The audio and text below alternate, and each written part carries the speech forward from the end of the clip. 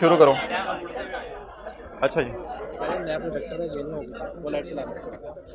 अच्छा बुक ले आना, सब एक बुक, बुक नहीं पड़ी, ले आना सब। अच्छा भाई,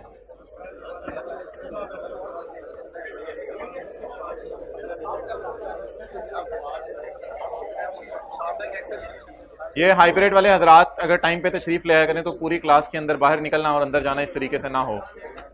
बहुत जल्दी आप हजरात बैठ के, बहुत शुक्रिया। अब मैं सीए करवाने आया हूँ, मुझे करवाने देंगे आप? कुछ बच्चे सीए करने आए हुए हैं, सारे ही तकरीबन माशाल्लाह। होमवर्क के सवाल का सॉल्यूशन का पेज नंबर नहीं पता। अब्दुल्ला पेन नहीं है। होमवर्क के सवाल का पेज नंबर 104। तो ना बोला कर, मैं वो होमवर्क का वो पेज रहा हूँ, सोल्यूशन का पेज नंबर 104।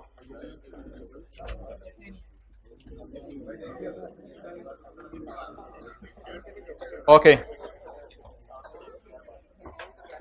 सवाल वाला दीवाना था, सवाल वाला मस्ताना था, उसने जो है वो पॉइंट्स के अंदर आगे छिक के रखा, तो आप भी पॉइंट्स में लग रहे दीवानों की तरह। मैं हाइब्रिड में भी देख के आ रहा हूँ, 25 शवाहिद मिलेंगे, सबने पॉइंट्स के आगे पॉइंट लगाए हुए हैं। कितने लोगों ने पॉइंट्स नहीं लगाए? बस वेल डन। कितने लोगों ने लगाए हैं? फिर लगे रहे होंगे वो। रुपीज के आगे अब सिक्के ही खत्म हो गए हैं पाकिस्तान में। हाँ, रुपीज इन मिलियन होता तो पॉइंट के बाद एक दो डिजिट लगा लेते। ये तो पहले डाटा किस में था? रुपीज में था। 4 रुपए का फर्क एंड पे आ गया, कोई मसला ही नहीं। आप 5 रुपए मेरे से ले लेना क्लास के बाद, अगर मेरे पास टाइम हुआ तो। Page number 104। आज तो 7 वाला तैयार तो हो गया है, जुमे की तैयारी करके आया हुआ है। ईद से पहले उसने नहा।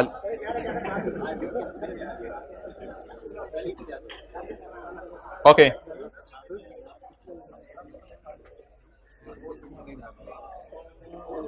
उनतीस रमजान को तो आप हजरात IS 38 कर लीजिएगा। 30 को और डे 1 को IS 41, और डे 2 और डे 3 को IFRS 16। लेकिन डे 3 को, शुक्रिया, डे 3 को दोपहर तक खत्म कर दीजिएगा, दोपहर के बाद आपने निकलना भी होगा। डे 3 को दोपहर तक खत्म कर दीजिएगा काम। ओके, रिक्वेस्ट कर लें प्रिंसिपल साहब से जाके कि ये वाला और ये वाला ऑन कर दें, तो मुझे भी ज्यादा लग रहा है। अच्छा जी, जी किसी क्या करना है? 20-22 पे कर दो। चल नहीं रहा, थ्रो नीचे करो, देख लेते हैं। भाई वो ले आओ रिमोट। चलें जी, खामोश हो जाए। आज आपको 1:15 बजे फ्री भी करना है, खामोश हो जाए जुमे की वजह से। अच्छा, मुझे ये बताएं, किस साल की P&L और बैलेंस शीट मांगी थी सोल्यूशन में? 10 और 11 दोनों की मांगी थी। चलें 11 की बात करते हैं। 2011 के, बस खामोश हो जाए प्लीज। 2011 के P&L में इंटरेस्ट एक्सपेंस कितना जाएगा?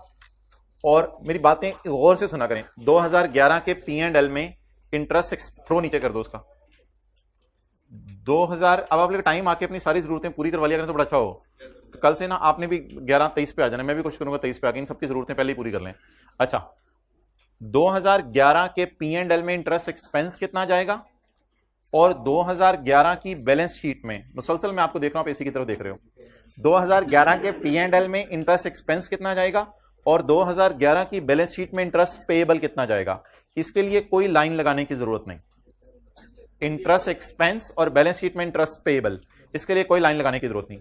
2011 के साल का इंटरेस्ट एक्सपेंस देखने के लिए व्हाट आई फील कि ये 2011 का साल है, क्योंकि ये तो 12 का पहला दिन है ना, ये पूरा 2011 का साल बनेगा। तो इंटरेस्ट एक्सपेंस से 2011 का 4955, और इंटरेस्ट पेएबल अब सोच लेते हैं दोबारा। क्या 11 का इंटरेस्ट 31/12/11 को पे हो गया या नहीं हुआ? 11 का इंटरेस्ट 31/12/11 को पे नहीं हुआ, तो 31/12/11 को पेएबल, तो इसलिए ये इंटरेस्ट पेएबल में भी चला जाएगा। ओके, नेक्स्ट, इसके बाद हमने बनानी है बैलेंस शीट। बैलेंस शीट बनाने के लिए हमारे साल की पेमेंट के नीचे लाइन लगा दें। बेंच क्या करवाने? फीमेल स्टूडेंट्स वाले में? अच्छा, कौन सा वाला बेंच? अभी लास्ट में जिस बेंच पे बैठे हैं, अभी तो फिर अगली रोज में जगह है ना, फिलहाल वहां एडजस्ट करवाएं, फिर क्लास खत्म होती है तो ही बेंच को हिलवा सकेंगे ना, वरना तो नहीं बेंच हिलेंगे। अभी जाके इधर उधर मैनेज कर लें, मैं 1 मिनट ब्रेक देता हूं। अच्छा, उन भाई के वहां पहुंचने तक। हमारे साल की पेमेंट, हमारे साल की पेमेंट 2011 की पेमेंट बोले, ये कम 11 को है, तो हमारे साल की पेमेंट के नीचे क्या लगा दें, लाइन लगा दें। चलिए जी, अब जिस रो में बैठने में इशू आ रहा है थोड़ा सा आगे पीछे हो जाए। मैं आऊं या गुजारा चल जाएगा, करें आगे पीछे। अभी गुजारा भी चल गया है, किसी को इशू है तो खड़े होके बता दें कि मैं आके एड्रेस कर लूँ, वरना हम क्लास कंटिन्यू करें। आपको तो होता है इशू, आप खड़े रहा करो। ओके शुक्रिया। अभी मुझे क्लास के बाद फिर बताइएगा ताकि इस इशू को कल रिजॉल्व कर लें। कल बल्कि क्लास से पहले आके कर लेंगे कल। हाँ कल हफ्ता है, ठीक है। आपका अगला संडे ऑन होगा, ये वाला संडे नहीं, अगला संडे 1:45 से लेके, अच्छे तरीके से देखा करें, 1:45 से लेके 5 o'clock तक, 1:45 से 2-3 घंटे। अब 10-11 बजे पता नहीं शायद संडे को सो के उठते हैं। भाई ये वीडियो पॉज करो, वीडियो पॉज करो। अच्छा जी, अब मोहतरम ये बता दें 31/12/11 की पेमेंट के नीचे जब मैंने लाइन लगा दी तो ये मत बोला करें कि अगली पेमेंट करंट है, ये बोला करें कि 31/12/11 का मेरा साल है, 31/12/11 की बैलेंस शीट बनाने लगाऊं, 31/12/12 की सारी पेमेंट्स करंट में और उसके बाद वाली पेमेंट्स नॉन करंट में, तो ये करंट लायबिलिटी में चला जाएगा। और ये अब हमने जबानी कलामी जो है वो, ये कैच नहीं खेलना, इधर देखें, अब हमने जबानी कलामी जो है वो बैलेंस शीट और P&L की डिस्कशन कर ली। अब नोट के लिए ये लाइन लगी रहने दें, नोट के लिए ये लाइन लगी रहने दें। 31/12/11 का नोट बनाने के लिए ये हो जाएगा 12 का साल लेस देन 1 ईयर, 13 का साल 1 to 2 ईयर और 14 का पूरा साल 2 to 3 ईयर्स। और यही हमारी सारी डिस्कशंस होती हैं, एक P&L की, एक बैलेंस शीट की और एक मैच्योरिटी एनालिसिस की। बस ये 3 डिस्कशंस होती हैं, तीनों कर ली हैं रिगार्डिंग टैक्स ईयर, यानी 31/12 के साल के लिए। नोट 2010 का मांगा था तो मैंने 11 का डिस्कस कर लिया। अब क्लास के बाद फिर डंडे सोटे लेके आ जाइएगा, आपस में जरा कुश्ती मुश्ती कर लेंगे। मैं तो 31/12/11 बोल रहा हूं कि 31/12/11 का नोट बन रहा है, ठीक है। चलें, very important discussion today.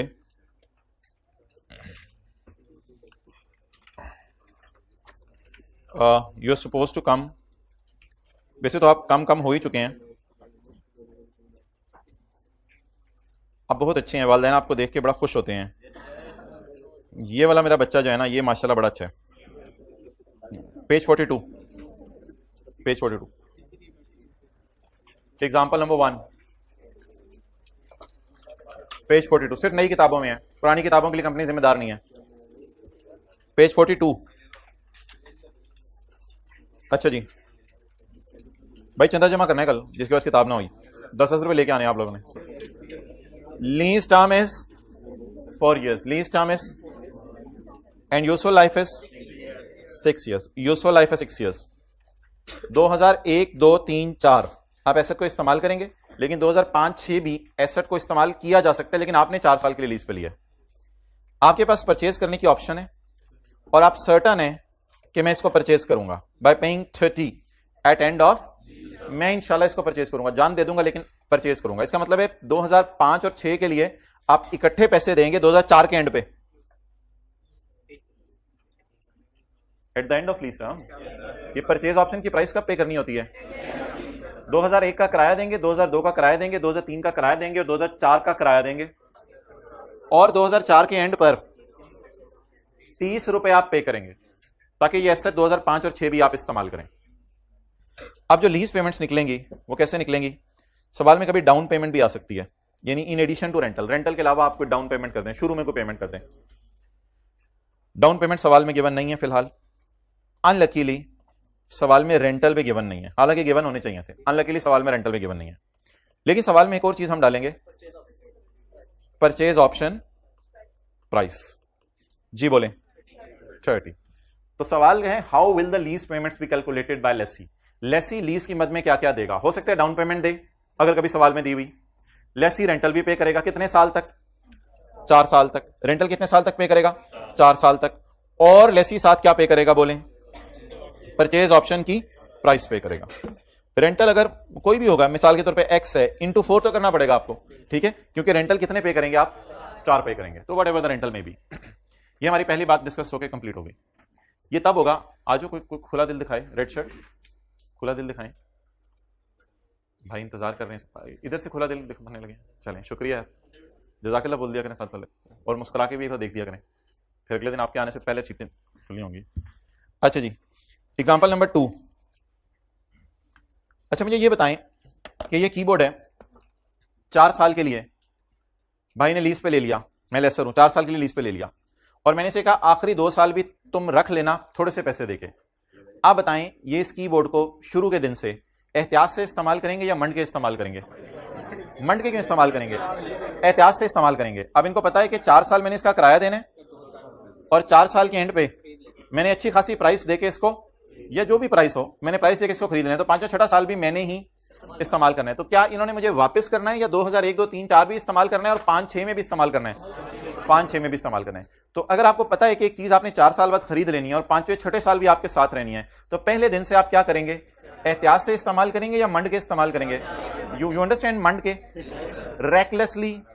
Recklessly अंग्रेज जो कहते हैं, ठीक है? तो आप एहतियात से इस्तेमाल करेंगे या रेकलेसली? अच्छा, लेकिन अगर दूसरी स्टोरी हो कि ये मैं इसको एसेट किराए पे दूं, और 1, 2, 3, 4 साल के लिए किराए पे दूं, और उसके बाद कहूं यार ये तो तेरा है, प्राइस चीज है, मुझे वापस कर दें बस, तो ऐसी सूरत के अंदर ये क्या करेगा? ये बटनों को यहां से निकाल के देखेगा अंदर क्या है, स्प्रिंग लगा हुआ है या क्या है। तो ये एसेट को कैसे इस्तेमाल करेगा? मंड के इस्तेमाल करेगा। कैसे इस्तेमाल करेगा? लेसली या रेकलेसली? रेकलेसली। बिस्मिल्लाहिर्रहमानिर्रहीम। Example 2 ji.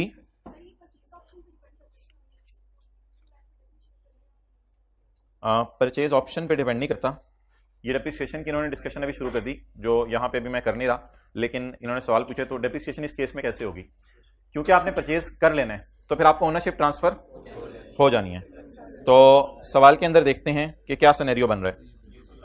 If ownership will transfer to lessee at end of lease, may be मुफ्त में ट्रांसफर हो रही है? No, may be by making if by making a payment 30 रुपए आपको ये ओनरशिप ट्रांसफर हो रही है, तो आप किस पे डेप्रिशिएट करेंगे? यूजफुल लाइफ के ऊपर। और अगर ओनरशिप ट्रांसफर ना हो रही होती तो शॉर्टर के ऊपर। जी क्लियर आपको? ओके, आगे चलें। अगली डिस्कशन जी बड़ी इंपॉर्टेंट है जी। ओनरशिप ट्रांसफर नहीं होनी तो फिर भी IFRS 16 कहते हैं कि क्योंकि लेसी इस एसेट से फायदे उठा रहा है, तो इसलिए लेसी ही की बुक्स में एसेट नजर आएगा। चलें जी, एग्जांपल नंबर 2। ओनरशिप से कोई फर्क नहीं पड़ता। एग्जांपल नंबर 2, इन्होंने जो सवाल पूछा था उस एतबार से मैं कह रहा हूं ओनरशिप से कोई फर्क नहीं पड़ता, वरना डेप्रिसिएशन का ओनरशिप से ताल्लुक है, जो आपको बता दिया हुआ है। Example 2, lease term is 4 years, lease term is 4 years and useful life is, एक एसेट है जिसकी लीज टर्म 4 साल है, 2001, 2, 3, 4 आपने इस्तेमाल करना है, और 5वें 6ठे साल चलेगा, लेकिन अभी सवाल से देखते हैं कि 5वें 6ठे साल हमने लेना है या वापस कर देना है लेसर को। Lessee will return the asset at end of lease, क्या कर देना है इसने? रिटर्न। तो हमें क्या डर होगा? किसको क्या डर होगा कि कौन क्या करेगा? लेसर को डर होगा कि लेसी 4 साल में अगर ये गाड़ी है तो स्पीड ब्रेकर देख के दूर से स्पीड दे दिया करेगा कि उछल के गाड़ी जाए, खड्डों के अंदर रिकॉर्ड कायम करेगा कि मैं यहां से फलां इलाके में 25 मिनट के अंदर पहुंच गया। तो जब लेसर को ये एसेट लीज पे दे रहे लेसी को, और लेसर लेसी को जाते हुए कह रहे कि तूने 4 साल बाद मुझे क्या कर देना ये एसेट वापस, तो लेसर के दिल में एक डर बैठ जाता है कि ये 4 साल एसेट को इतने बुरे तरीके से इस्तेमाल करेगा, इतने बुरे तरीके से इस्तेमाल करेगा कि जब ये मेरे पास चौथे साल के एंड पे एसेट लेके आ रहा होगा तो गली के कोने से आवाजें आ रही होंगी कि ये एसेट आ रहा है। तो ये दिल किसके दिल में डर बैठ जाता है? लेसर के दिल में डर बैठ जाता है। अब लेसर लेसी को फिर बिठाता है और बिठा के कहता है कि मुझे तुम गारंटी दो, गारंटी करो एक रेजिडुअल वैल्यू, तुम मुझे चौथे साल के एंड पर एक रेजिडुअल वैल्यू की फिगर गारंटी करके दो, रेजिडुअल वैल्यू की फिगर गारंटी करके दो कि ये रेजिडुअल वैल्यू एसेट की होगी ही होगी। ये बहस अब लेसर और लेसी की शुरू होती है, और जहां पे भी बात दोनों की एग्री हो वहां पे बहस खत्म हो जाती है। यानी लेसर कहता है रेजिडुअल वैल्यू 7-8 रुपए रख दो, लेसी कहता है सर बहुत ज्यादा हो जाएगी, इतनी ज्यादा गारंटी मैं नहीं दे सकता, मेरे ख्याल से तो 4-5 रुपए कर लें। लड़ते लड़ते लड़ते एक अमाउंट तय पाती है, मे बी 6 रुपए, जो लेसी गारंटी कर देता है। Residual value guaranteed by lessee is 6। Lessee ने रेजिडुअल वैल्यू गारंटी किया, लेसी ने कहा मैं तुम्हें 6 रुपए देके जाऊंगा eight end of 4th year. क्या इसके बाद ये परचेज कर लेगा एसेट? नहीं, परचेज तो बड़ा महंगा हो रहा था, परचेज तो 30 रुपए का हो रहा था। अभी क्या ये परचेज करने के पैसे दे रहा है या मिस यूज की कंपनसेशन दे रहा है? मिस यूज की कंपनसेशन दे रहा है। तो लेसी एसेट भी वापस कर, इधर तो एसेट ले रहा था 5वें 6ठे साल के लिए, तो 30 रुपए दे रहा था। इधर तो एसेट 5वें 6ठे साल के लिए ले रहा था, परचेज ऑप्शन एक्सरसाइज कर रहा था, ले रहा था, अटेंटिव रहिएगा पूरी लीज में। इधर तो एसेट ले रहा था, तो 5वें 6ठे साल के लिए 30 रुपए। इधर तो एसेट वापस करके जा रहे हैं चौथे साल के एंड पे, 1 2 3 4 5 6, चौथे साल के एंड पे तो लेसी एसेट वापस करके जा रहे हैं, तो एसेट के साथ पैसे क्यों देने को एग्री कर रहा है? मिस यूज की क्या पे कर रहा है? Compensation. Residual value guaranteed by lessee is ₹6 at end of 4th year. चौथे साल के एंड पे लेसी ने कहा है कि मैं आपको 4 रुपए दे दूंगा, आप 6 रुपए दे दूंगा, आप परेशान ना होना। अब स्टैंडर्ड ये कहता है कि लेसी जब लीज पेमेंट्स कैलकुलेट करे, तो क्या लेसी लीज पेमेंट्स कैलकुलेट करते हुए डाउन पेमेंट हो सकता है सवाल में कोई हुई हो, फिर रेंटल तो जारी बात है 4 साल तक आपने पे करनी है, रेंटल ₹100 है तो मल्टीप्लाइड बाय 4। आप परचेज ऑप्शन की प्राइस आप पे नहीं करेंगे, आप गारंटेड रेजिडुअल वैल्यू पे करेंगे, रेजिडुअल वैल्यू आप गारंटी करेंगे। वो जो गारंटेड अमाउंट है वो 6 आपने पेमेंट में डालनी है या नहीं डालनी, क्योंकि ये 6 भी आपने चौथे साल के एंड पे लेसर को देना है। उसके लिए स्टैंडर्ड कहता है कि लेसी इस 6 को लीज पेमेंट्स में ना डाले और लेसी जाए और जाकर घर में सोचना शुरू करे, सोचना शुरू करे। इस सोचने में लेसी अपनी बीवी बानो को भी बिठा सकता है साथ और बिठा के कह सकता है कि मुझे यह बताओ कि ये जो एसेट है तुम मेरे साथ कई साल से हो, तो ये जो मैं गाड़ी लेके आया हूं, मशीन लेके आया हूं लीज पे, तुम्हारा क्या ख्याल है मेरी तबीयत को सामने रखते हुए कि मैं चीजों को केयर से इस्तेमाल करता हूं या चीजों को मैं रेकलेसली इस्तेमाल करता हूं?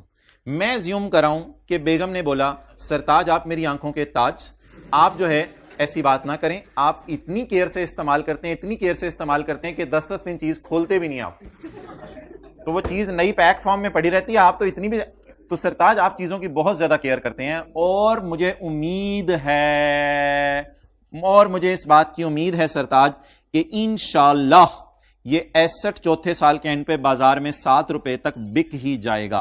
मुझे ये उम्मीद है कि आप लेट नहीं, मैंने कहा था जंप करके तूने बैठना है, मैंने तुझे कल कह दिया था, पहले वालों को डिस्टर्ब नहीं करना। अच्छा, तो मुझे ये उम्मीद है कि आप एसेट को इस तरीके से मेरे सरताज इस्तेमाल करेंगे कि ये बाजार में 7 रुपए का तो बिक ही जाएगा।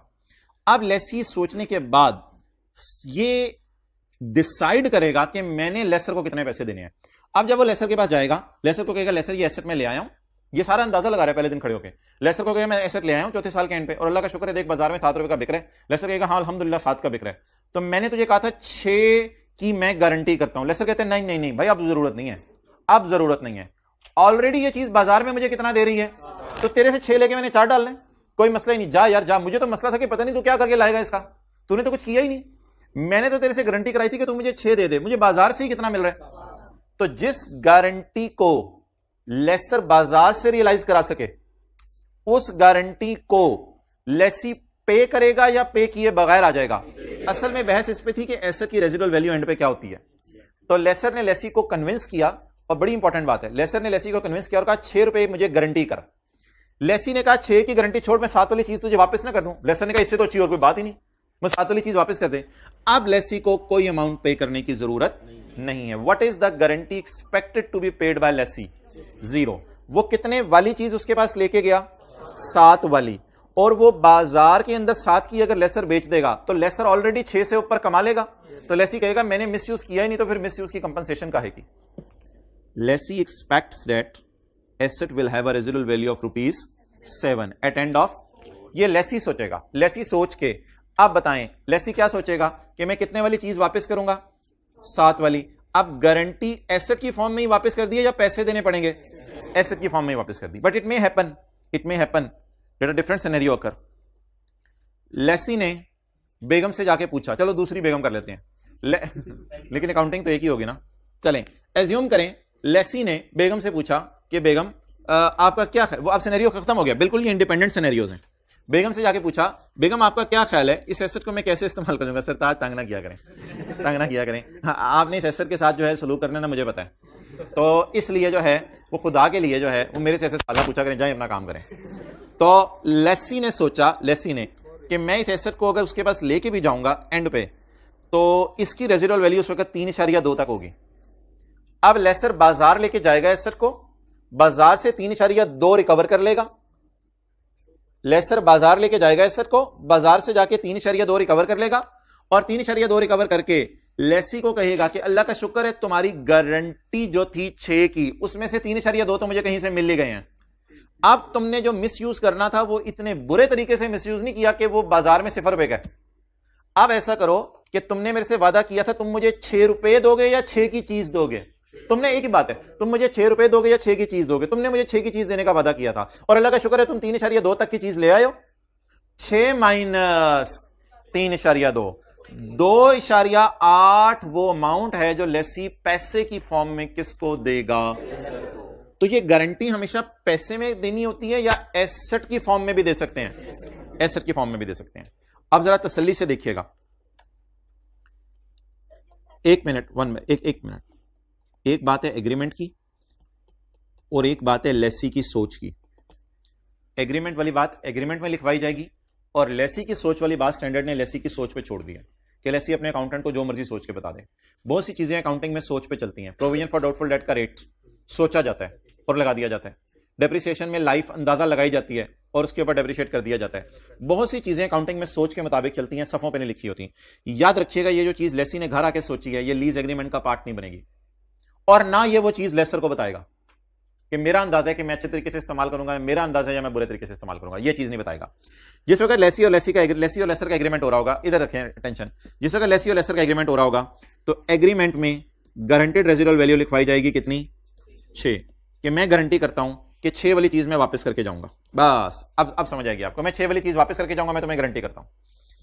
अब अगर लेसी घर जाके सोचता है कि ये 6 वाली चीज नहीं होगी और दोनों में से कोई भी ऑप्शन हो सकती है। अब अगर लेसी सोचता है कि यार 6 तो दूर की बात है, इंशाल्लाह मैं इतने जबरदस्त तरीके से इस्तेमाल करूंगा कि इंशाल्लाह 7 वाली चीज ही उसको वापस करूंगा। अब आप बता दें expected to be paid amount कितनी है? Expected to be paid, GRV expected to be paid. मैंने क्या कहा था, कितने वाली चीज देके जाऊंगा? 6 वाली। कितने वाली दे गया? 7 वाली। अब उसे कितने पैसे दूं? 0। उसे कोई फर्दर कोई नेगेटिव वाली फिगर की बात नहीं करनी, उसे कोई पैसे देने की जरूरत नहीं। 6 वाली चीज का था, अल्लाह का शुक्र है अच्छे तरीके से इस्तेमाल की, 7 वाली दे गया।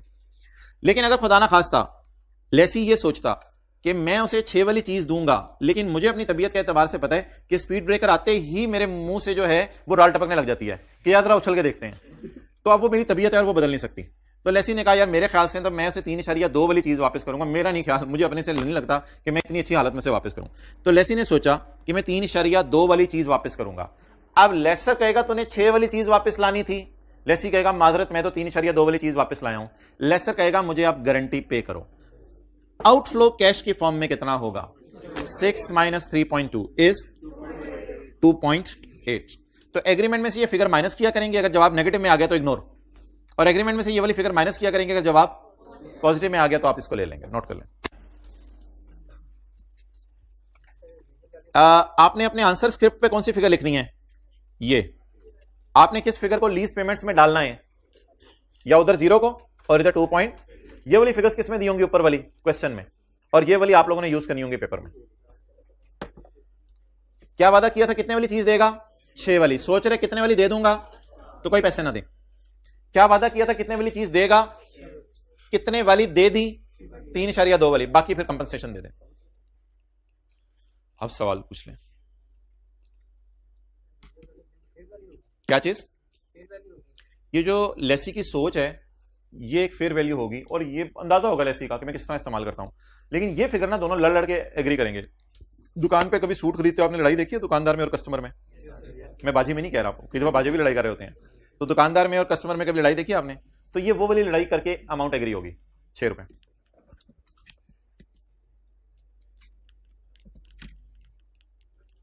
जी यार एसेट चोरी हो जाए तो वो तो फिर लॉस की एंट्रीज हैं, वो अनलकीली हमारे सिलेबस में नहीं है, लॉस की एंट्रीज हैं। और एक और कॉन्सेप्ट भी मैंने आपको बताया था हमारे सिलेबस में नहीं है कि लेसी 2-3 साल एसेट यूज करके सोचता है कि मेरा नहीं ख्याल 7 रुपए का एसेट बचेगा, अब तो शायद 4 का बचे। तो ये चेंज इन एस्टीमेट भी नहीं है हमारे स्कोप में। जी जी नहीं है, इसमें है ही नहीं हमारे स्कोप में चीजें।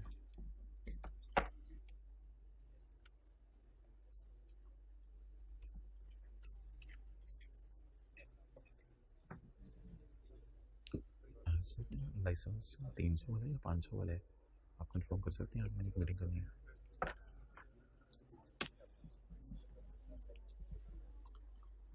लेसी और लेसर एग्रीमेंट में क्या लिखवाएंगे? GRV। आपने फॉर्मूले में क्या डालनी है? एग्रीमेंट वाली GRV या GRV expected to be paid? GRV expected to be paid. Okay, चलें जी, अब दोनों सूरतों में बता दें। सवाल तसल्ली से तो दोबारा पढ़ लें। एसेट लीज पे लिया 2001, 2, 3, 4 के लिए, लेकिन एसेट में इतनी वर्थ है कि वो अगले 2 साल भी चल सकता है।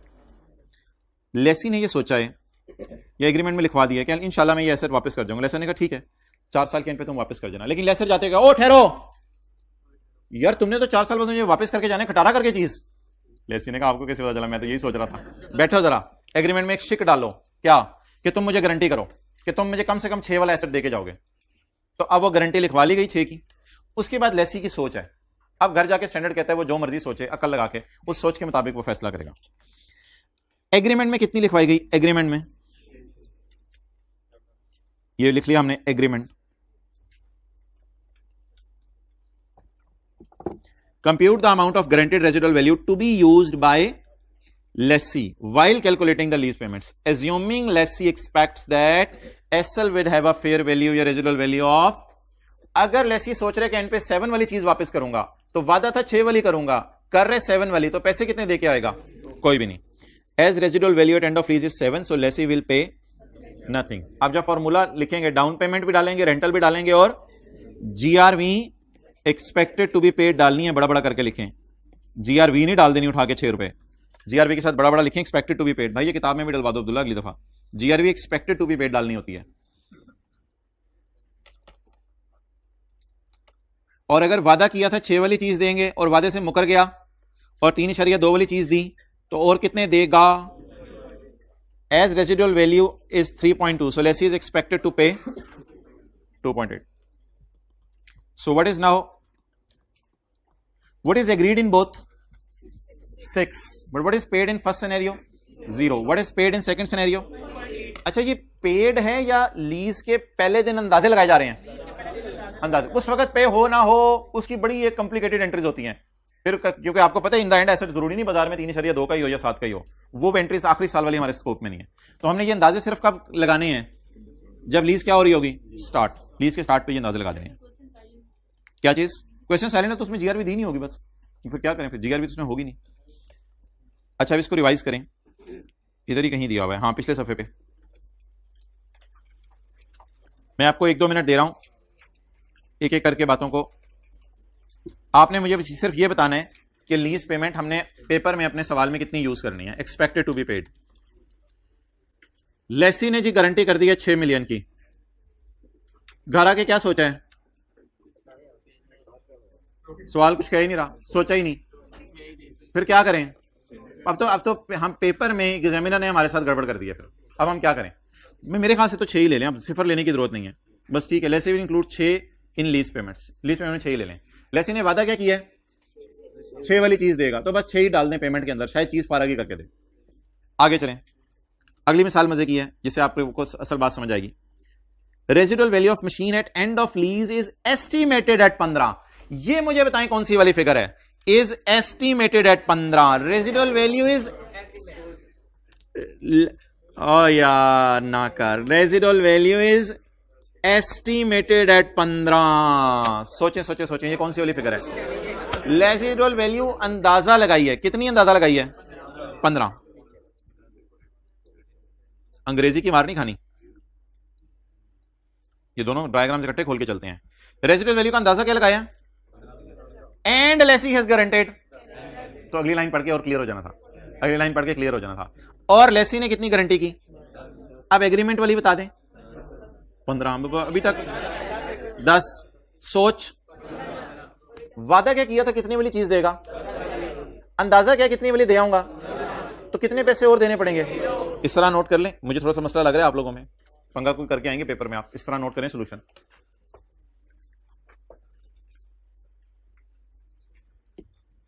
वादा कितना किया है? बड़े शौक से आगे आए हो। वादा कितना किया है? लेसी गारंटीड 10, लेसी गारंटीड 10 किस में लिखा होगा? एग्रीमेंट में। वादा किया 10 का, अंदाजा क्या लगाया? वैसे अंदाजा क्या लगाया, कितनी होगी? 15।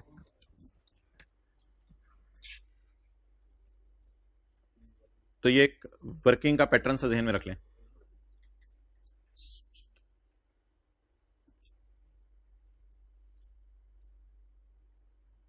जिसका दोस्त आज नहीं आया वो खुद खड़ा हो जाए जरा इधर।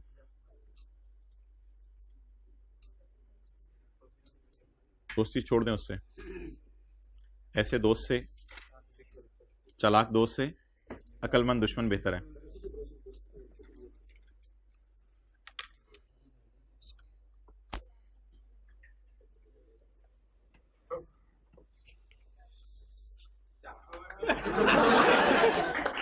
अच्छा जी आगे चलें। अगला पढ़ें जी, सिचुएशन 3। आज तो इसने सर के जूते को खेड़ी मारी है। सिचुएशन 3 पढ़ें।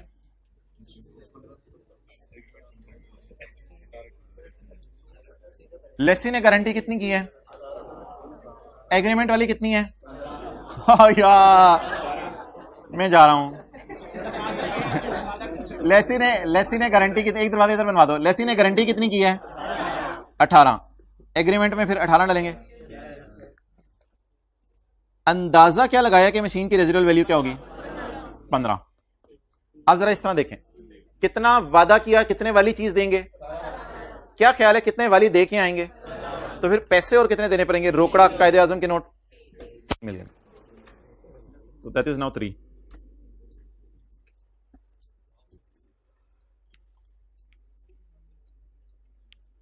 अच्छा जी पहले वाला, आज हमने ये कॉन्सेप्ट किया, फिर सवालों में डालेंगे। पहले वाला lessee has guaranteed 6। Lessee has guaranteed 6 done. सोच या एग्रीमेंट? एग्रीमेंट है लेकिन सोच गिवन।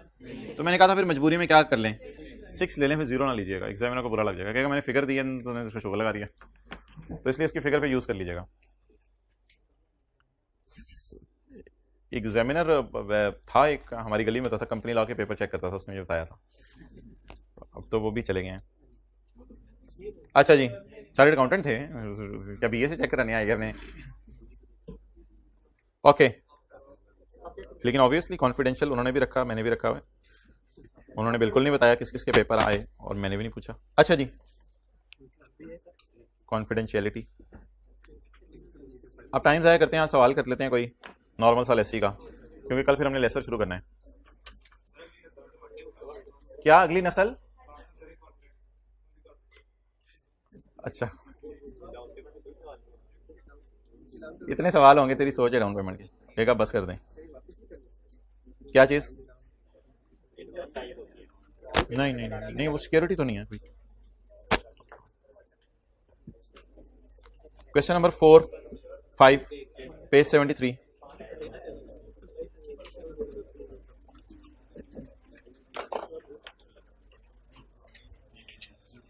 वार्म अप कर लें दोनों उंगलियों को। क्वेश्चन नंबर 5, शुक्रिया।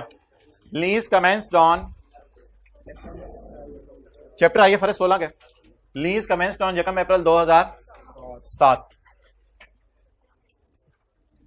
आई स्टिल रिमेंबर के एक दफा हमारे जमाने में जब हम पढ़ते होते थे तो ईद आई, जमाने में बबलू फिसल गया गुसल खा। अच्छा तो ईद के दूसरे दिन मुझे अच्छी तरह याद है, तकरीबन 1.5 घंटा ज़ाया हो गया था, कुछ मेहमानों के साथ बैठना पड़ा। तो पहले दिन तो नहीं टाइम ज़ाया हुआ था, तो हाँ पढ़ाई जारी बात है, और क्या करना था, 4 डालना था उधर।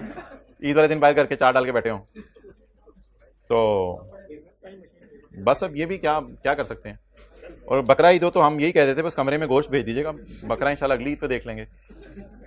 क्या कर सकते हैं, अब हम तो आ गए हैं सीए में, तो फिर यही है। फिर 1-2 और बातें की तो आउट स्टेशन वालों ने घर नहीं जाना। Question 5, lease commenced on 1 April 2007। Lease कब शुरू हुई? इस्लामाबाद स्टॉक एक्सचेंज में हम ऑडिट करने गए हुए थे, तो मेरा सीनियर अक्सर कहता था कि चलते हैं अब लाहौर वापस घर, तो मैं तो नहीं जाता था, फिर तो महीने बाद फिर आ जाते थे कभी, तो सारी बातें पढ़ाई करनी। Lease commenced on 1 April 2007। Lease term is 3 years।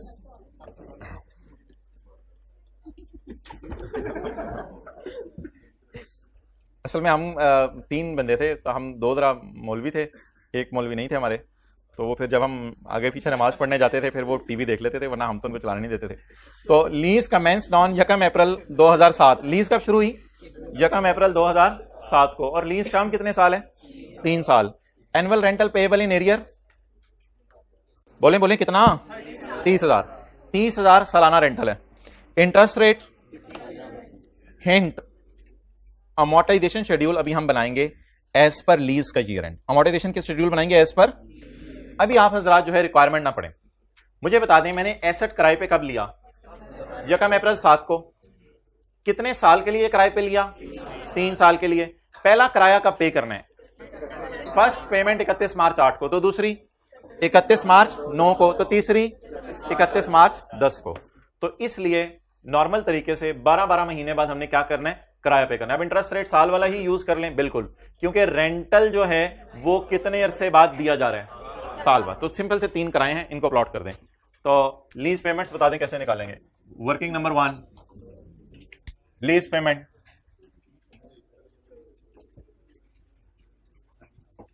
जी बोले 30,000 इंटू 3 इज इक्वल टू, किराए के मद में कितने देने हैं? 90,000। अच्छा अब मुझे बताएं प्रिंसिपल की मद में कितने देने हैं? प्रिंसिपल की मद में डिस्काउंट करें। डिस्काउंट करने के लिए मैंने कहा था आपको कि आज के बाद आप जो है वो ऐसा किया करें कि present value of lease payment निकालने से पहले आप एक काम किया करें, डेट और इंस्टॉलमेंट वाला कॉलम बना लिया करें। डेट और इंस्टॉलमेंट वाला कॉलम बना लें। पहली लाइन आप खाली छोड़ दें, 1 अप्रैल 2007। अब मुझे बताएं पहली किस्त कब पे होनी है? 1 साल बाद। पहली किस्त कब पे होनी है? 1 साल बाद। जी पहली किस्त कब पे होगी? 31 मार्च 8। दूसरी 31 मार्च 9। तीसरी 31 मार्च 10।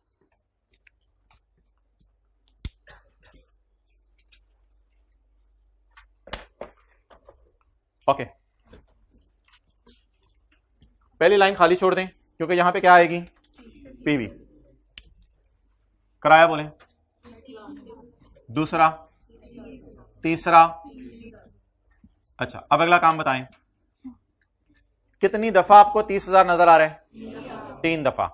और कोई एडवांस में भी पे हो रहे हैं या एरियर में? एरियर में। तो क्या ऐसा है कि पहला 30,000 डिस्काउंट नहीं करना, बाकी करने हैं, या सारे करने हैं? दर्जी वाला काम करें, हाथ पकड़ के देखें एक एक करके कि कितने साल हैं दरमियान में, या नंबर ऑफ 30,000 काउंट कर ले। अगर पेमेंट सेम हो, पेमेंट इक्वल इंटरवल पर हो और पेमेंट एक से ज्यादा हो तो सिर्फ पेमेंट्स को काउंट करें। कितनी पेमेंट्स हैं? 1, 2, 3। इन 3 पेमेंट्स को सिंपल तरीके से एनओटी का फॉर्मूला लगाएं। सिंपल सिंपल सादा तरीके से एनओटी का फॉर्मूला लगाएं और डिस्काउंट कर लें। 1 - 1 point raise to power 1, 2, 3 raise to power -3 divided by 0.15। 68,497। जी भाई सवाल पूछो। सवाल पूछने उस क्लास में तो खड़े हो जाए जरा, मुझे पता चले। चलें, अब इंटरेस्ट की जरूरत नहीं है, बस आप बैलेंस का कॉलम खोलें। Principal, interest, balance. पीवी से शुरू कर दें 6, 8। चलें अब नॉर्मल तरीके से शेड्यूल पूरा कर दें, कोई इसके अंदर अजीब चीज नहीं है। जल्दी कर दें, मैं आ रहा हूं। नॉर्मल तरीके से शेड्यूल पूरा करूंगा।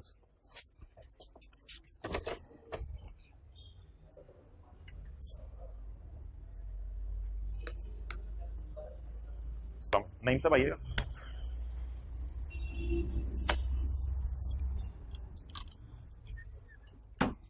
आप बताएं इधर क्या मसला है? अच्छा वो वाले बेंच आगे करवा दीजिए। अच्छा आवाज ठीक नहीं आ रही। तो कहते कि माइक ना पास करो ना, वो मैंने आपको बता दिया। अच्छा चलें, समझ आ गई।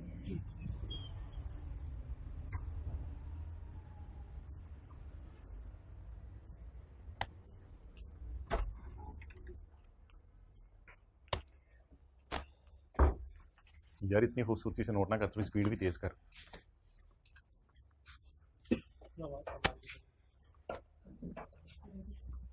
अच्छा, आज टाइम पे आए हो लगता है।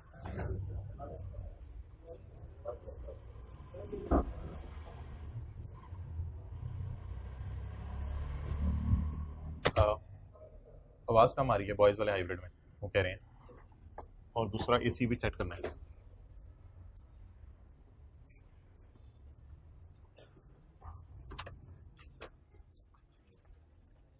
जी ये जो GR ये कुछ कह सकते हैं, तो वैसे हमें कह रहे थे मैं 6 रुपये तेरे पूरे करके दूंगा। हाँ ज़्यादा आसान नहीं है तो बिल्कुल, 6 रुपये का एसेट तुझे दूंगा बस। पूरा करना।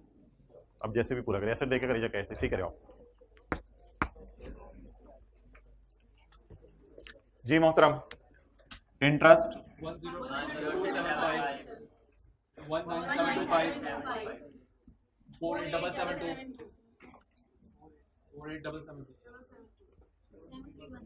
अच्छा चलो आज आप इधर से आने दो आवाज़ें। अब बताएं एक दोनों में से कोई। जी दोनों चुप। 22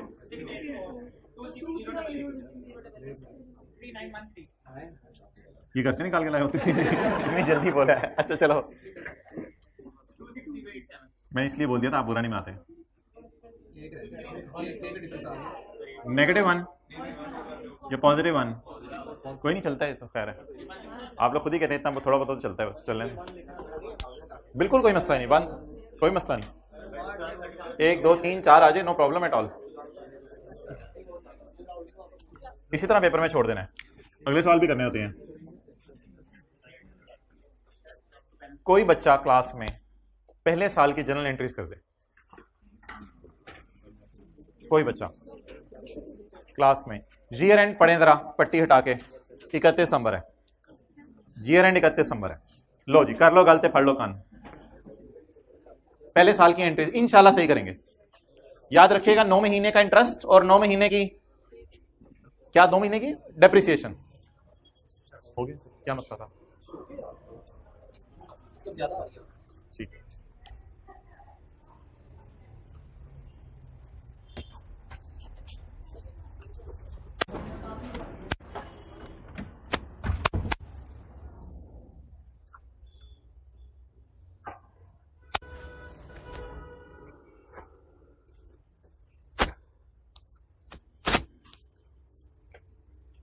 दूसरी एंट्री करके दिखाएं।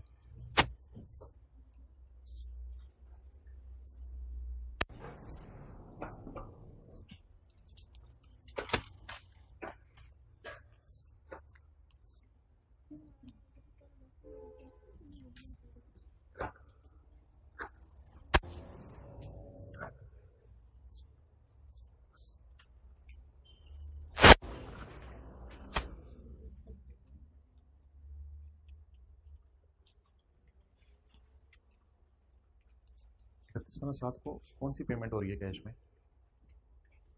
शेड्यूल में दिखाएं ना, पेमेंट कौन सी हो रही है। डेट देखें, पेमेंट किस तरह से। हाँ तो पेमेंट तो नहीं हो रही ना, या ये सही है, डेट डालें एंट्री में।